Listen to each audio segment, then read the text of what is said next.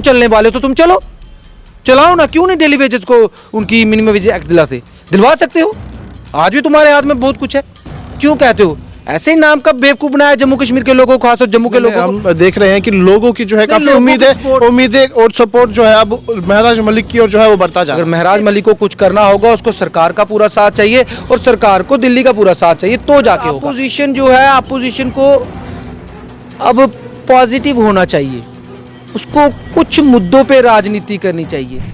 नमस्कार, जज्बा 24 देख रहे हैं आप, मैं हूं विशाल रैना। इस वक्त मेरे साथ सतवीर सिंह मन्हास मौजूद है जो कि सोशल एक्टिविस्ट है। अगर बात करें जम्मू कश्मीर की, तो जम्मू कश्मीर में उम्मीदें बहुत हैं और मुद्दे भी बहुत हैं। इसी के चलते जो है हम बातचीत करते हैं सतवीर जी से। सतवीर जी, जैसे ही मैंने शुरुआत में कहा कि उम्मीदें बहुत हैं, मुद्दे भी बहुत हैं। आए दिन हम देखते हैं कि नए नए जो मुद्दे हैं वो निकल कर सामने आ रहे हैं। 10 साल बाद चुनाव हुए और सरकार बनी है। अब जो है हम देख रहे हैं कि लोग जो है वो सामने आ रहे हैं। देखिए, बाकी एक बात तो आपने सही कही, उम्मीदें बहुत है और उम्मीद पे दुनिया कायम है।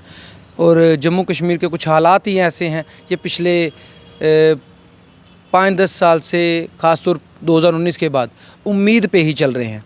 उम्मीद ये थी कि चुनाव कराएंगे और बड़े बड़े नेता आए, जो हमारे नेशनल लीडरशिप के बड़े बड़े लोग आए, जिन्होंने ये कहा कि चुनाव कराइए, चुनाव के बाद आपको आपकी स्टेट वापस दे दी जाएगी सही समय आने पे। सही समय तो हमारा बिल्कुल सही है, ऐसा वैसा तो कोई प्रॉब्लम थी नहीं। अब आपने सब कंट्रोल में कर लिया है, जो आपने लॉज वगैरह चेंज करने थे वो भी शायद आपने कर लिए हैं, तो फिर हमें स्टेट क्यों नहीं दी जा रही। आप पहले कहते थे कश्मीर के लोग स्टेट मांगते हैं, कश्मीर के लोग स्टेट मांगते हैं, आपको हो सकता है उनके साथ नफरत हो, लेकिन जम्मू के लोग तो आपके बड़े प्रेमी हैं, जिन्होंने आपको 28 सीटें दी, मतलब जिन्होंने आपको 28-29 सीटें दी। आज वो लोग डिमांड कर रहे हैं, वो प्रोटेस्ट कर रहे हैं, मेन रोड हाईवे जाम कर रहे हैं, बात सुना रहे हैं, नेशनल मीडिया तक पहुंचा रहे हैं कि हमें हमारी स्टेट दो। उसके बावजूद आप स्टेट क्यों नहीं देना चाहते, इसका जवाब दीजिए हमें, क्यों स्टेट नहीं देना चाहते। बाकी आपने कहा उम्मीद तो हमें है, हम लड़ रहे हैं, लेकिन ये आजकल तो ऐसा हो गया है कि आजकल ये जो एक पार्टी है जो हिंदू हिंदू पॉलिटिक्स करती है, उन्होंने 2 किस्म के हिंदू बनाए हुए हैं। एक हिंदू जो उनके साथ चलता है वो सही हिंदू है, और एक हिंदू जो उनके साथ नहीं चलता है वो ख़राब हिंदू है, वो देशद्रोही हिंदू है। तो मैं उनसे ये कहना चाहता हूँ कि कृपया करके संभल जाइए। सत्ता का नशा बहुत ही गलत नशा होता है। आपके बड़े महान एक कवि थे, बहुत महान नेता थे, हमारे प्रधानमंत्री अटल बिहारी वाजपेयी जी, उनकी कविताओं में आप सुनिएगा, उन्होंने सत्ता के लोभ के बारे में बताया है, और उन्होंने बताया है जब सत्ता से हाथ निकलती है हाथ से तो क्या होता है। तो इसलिए मैं आपसे कहना चाहता हूँ, जम्मू कश्मीर के लोगों के साथ अब ये उनको दर्द देना बंद करिए, उनको अपनी स्टेट दीजिए। ताकि आप बार बार कहते हैं कि उमर अब्दुल्ला हमारा चीफ मिनिस्टर, एनसी ये काम नहीं कर रही, तो हम भी भाई उनको तब कोसेंगे ना जब उसके बाद फुल फ्लैज पावर होगी। जब आधा अधूरा, आप खुद ही कहते हो वो आधा अधूरा सीएम है, तो आधे अधूरे सीएम से हम कितनी ही एक्सपेक्टेशन कर सकते हैं, क्योंकि पूरे तरीके से आप उसको चलने नहीं दे रहे। जब आप उसको चलने नहीं दे रहे तो हम क्यों उसको दोष दें, हम तो आपको दोष देंगे। आप दीजिए उसको फुल फ्लैज पावर, जो चीज़ें आपको अपने कंट्रोल में रखनी है उसका आप ध्यान रखिए, वो करिए, लेकिन बाकी उसको फुल फ्लैज पावर दीजिए ना। जैसे पहले हमारी एक स्टेट थी, एक रॉयल स्टेट थी, एक ऐसी स्टेट थी जिसमें कोई भूखा नंगा नहीं सोता था। आप दीजिए पावरें उसको, और समझा कर दीजिए, पूरी पावरें दीजिए उसको, समझा कर दीजिए, फिर हम उसको कहेंगे, फिर हम आपको कुछ नहीं कहेंगे, क्योंकि फिर हम मानेंगे कि हाँ वाकई में वो फुल फ्लैज सरकार में है और आप अपोजिशन में हो। आप तो आधे सरकार में हो, आधे अपोजिशन में हो, तो ऐसे कैसे काम चलेगा। इसलिए आपसे 10 साल का तो हिसाब मांगा जाएगा। उमर अब्दुल्ला से बाद में मांगेंगे, पहले आपसे ही मांगेंगे। बात करें डेली वेजर्स की, काफ़ी लंबे समय से वो प्रदर्शन करते हुए नज़र आ रहे थे। अभी जो है सुनने में आया है कि वो लोग जो है जावेद राणा जी से मिले हैं, उन्हें आश्वासन दिया है, लेकिन उन्होंने जो है डेली वेजर्स की बात करें तो 10 दिन का जो है टाइम मांगा है। अगर उनको आश्वासन नहीं मिलता तो वो प्रदर्शन जो है जारी रखेंगे। नहीं, बिल्कुल ठीक है। जो जावेद राणा जी के साथ बात हुई, देखिए अब उनके हेड की बात हुई है, तो जावेद राणा साहब के साथ बात हुई है। जब उनके साथ बात हुई है तो उन्होंने खुद कहा कि हमारे 2 मसलों पे सहमति बनी है। एक जो पेंडिंग उनकी बकाया सैलरी है, पेंडिंग सैलरी के लिए बात हुई है, और उनके मिनिमम वेजेस एक्ट के लिए बात हुई है। तो देखिए अब उन्होंने 10 दिन का वक्त मांगा है, अब मंत्री साहब ने उनको 10 दिन का वक्त दिया है। अब आपस में उनकी बात हो चुकी है, अब उन्होंने बता भी दिया है कि नहीं मिलेगी, तो ये तो मंत्री साहब को भी पता है कि 10 साल के बाद फिर से धरने पर बैठेंगे, और किसके खिलाफ बैठेंगे वो तो उनको भी पता है। और मैं तो यही चाहूँगा कि 10 दिन के अंदर अंदर उनका ये मसला हल होना चाहिए। जितने भी डेली वेजर्स हैं, जितने भी जैसे भी हैं, उनकी जो पेंडिंग सैलरीज है वो उनको मिलनी चाहिए और मिनिमम वेजेस एक्ट उनको लगना चाहिए। अगर लद्दाख में लग सकता हमारे साथ, हमारा हिस्सा था, हमारा अंग था जो भारतीय जनता पार्टी ने काट दिया, वहाँ पे मिल सकती है मिनिमम वेजेस, तो यहाँ पे क्यों नहीं मिलेंगी? यहाँ पे मिलनी चाहिए। आपने तो हमारे डेली वेजेस को लेबरर से भी कम बनाया हुआ है। एक लेबरर भी 20-30 हज़ार रुपये कमा लेता है महीने का, और आपने उससे भी डी ग्रेड रखा है उसको। ऐसा नहीं चलेगा। आप अपनी तनख्वाह 1,60,000 से 3-3 लाख की तरफ जा रहे हैं, वो आपकी कमेटियाँ बन गई, लेकिन उनकी तनख्वाह अगर 25-30 हज़ार ना हो, जब मिनिमम वेजेस एक्ट उनको ना मिले, तो ये कहाँ की इंसाफ़ी होगी? इसका मतलब सरकार तो क्रूर है ना। सरकार तो सिर्फ अपना देख रही है। इसलिए सरकार को और अपोजिशन को मिलकर उनका जो मिनिमम वेजेस एक्ट है वो लागू करवाना पड़ेगा। इसमें हमारी सरकार जो है उसका भी हाथ होगा, और जो दिल्ली की सरकार है उसका बहुत बड़ा रोल होगा। भाजपा की तरफ से जो है प्रेस कॉन्फ्रेंस रखी गई थी, जिसमें श्यामलाल शर्मा जी ने कहा था कि हम डेली वेजेस के साथ हैं। देखिए, वो तो पहले दिन से कह रहे हैं हम डेली वेजेस के साथ है, डेली वेजेस के साथ है। डेली वेजेस को भी पता है कौन किन के साथ। अगर वो डेली वेजेस के साथ होते तो मेरे ख्याल से आज तक डेली वेजेस का इतना बड़ा मसला रहा ही नहीं होता। जो मिनिमम वेजेस एक्ट ये भारतीय जनता पार्टी ने ही लागू किया है ना लद्दाख में, वो जम्मू कश्मीर में भी कर देती तो कहते ना इतनी बड़ी लड़ाई नहीं होती। तो उस वक्त इन्होंने क्यों नहीं किया? अब ये कहेंगे हमें क्यों सवाल पूछ रहे हैं? भाई आपसे पूछेंगे, 10 साल आप रहे हो और आप तो कहते हो सबसे सुपीरियर हम हैं, सबसे लायक हम हैं, हमारे मुकाबले की कोई पार्टी नहीं, हमारे मुकाबले की सोच नहीं, जितनी स्पीड से हम काम करते हैं उतनी स्पीड से कोई काम नहीं कर सकता। अब उतनी स्पीड से हम आपसे सवाल पूछेंगे कि तुमने क्यों नहीं किया, जब सब कुछ तुम्हारे पास था। इनडायरेक्टली सरकार तुम्हारे हाथ में थी, एलजी तुम्हारे थे, सरकार तुम्हारे हाथ में थी, दिल्ली तुम्हारे हाथ में था, फिर तुम क्यों नहीं हल कर पाए? हम तो तुम्हें पूछेंगे और ज़रूर पूछेंगे, बार बार पूछेंगे। तुम अपना पल्ला झाड़ के नहीं जा सकते, क्योंकि हिंदू अब जम्मू कश्मीर में खासतौर एजुकेटेड पढ़े लिखे युवा हैं, मूर्ख कोई नहीं रहा, सबको समझ आता है आप क्या कर रहे हो।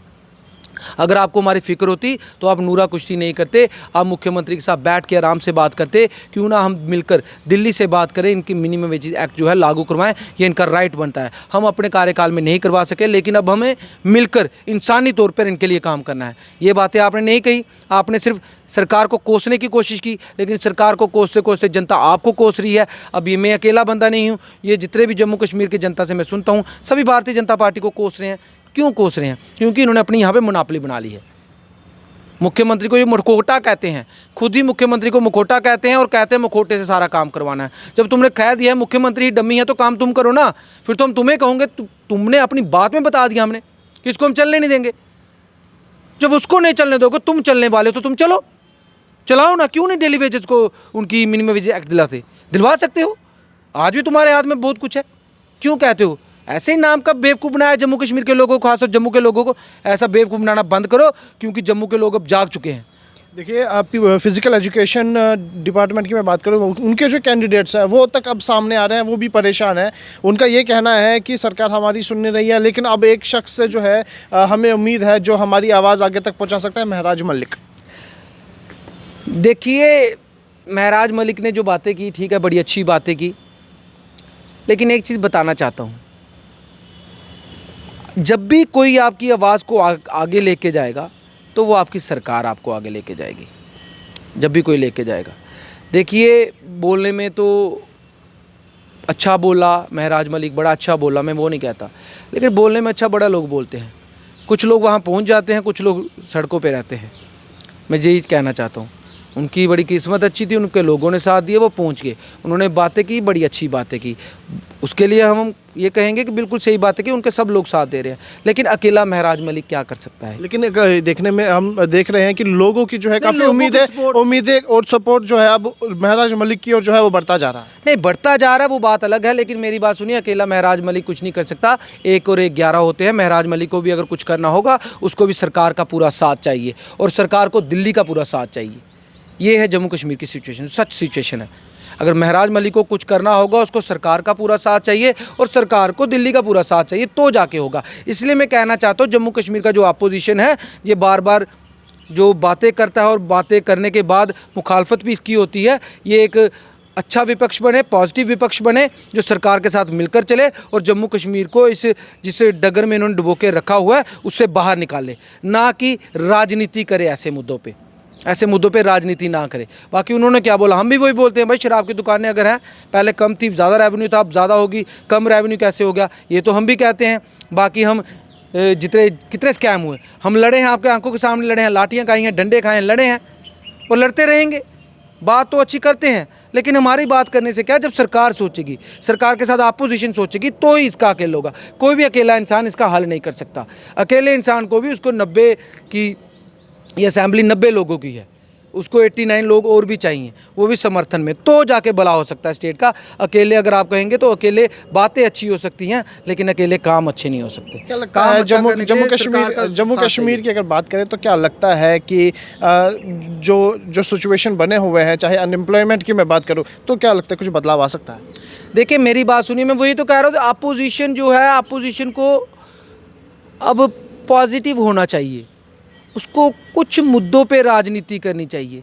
जब बात डेली वेजेस की आ जाए, अनएम्प्लॉयमेंट की आ जाए, यूथ की आ जाए, तो उसको सरकार के साथ मिलकर काम करना चाहिए। मैं अपोजिशन को सिर्फ इतना कहना चाहता हूँ। सिर्फ हो हल्ला करके, युवाओं को उकसा के, डेली वेजेस को उकसा के, या और जितने भी हैं हमारे एसपीओज़ को उकसा के, या एनएचएम, जितने लोगों को उकसा के, उनकी जो दिल की भावना है उनको उकसा के सरकार के खिलाफ करके अगर आप सोचते हो कि हमारा कुछ बन जाएगा, कुछ नहीं बनेगा, उल्टा आप उन लोगों का बेड़ा कर दोगे। अगर आप सरकार के साथ मिलकर चलोगे, इनका कुछ करना चाहोगे, हो सकता है मिनिमम वेजेस एक्ट भी लागू हो जाए और जो बेरोज़गारी है उस पर भी कंट्रोल पाया जा सके। लेकिन आपको सरकार के साथ होकर चलना चलेगा। बड़े मुद्दे हैं, आपकी आइडियालॉजी है, उनकी भी एक आइडियालॉजी है, उसको लेके आप पक्ष विपक्ष का रोल निभाइए। लेकिन जब डेली वेजर की आ गई, उसकी क्या आइडियालॉजी? उसको भूख है जनाब, उसको खाना खाना है, उसको अपने बच्चों के लिए रोटी लेनी है, उसको अपने लिए बच्चों के लिए एक भविष्य देखना है, पढ़ाना है उसको। उसमें क्या राजनीति करते हो? वो तो चाहे मुस्लिम होगा चाहे हिंदू होगा, सबके लिए बराबर है, तो वहाँ पे तुम भी बराबर हो जाओ ना। ये नूरा कुश्ती करके काम नहीं चलेगा।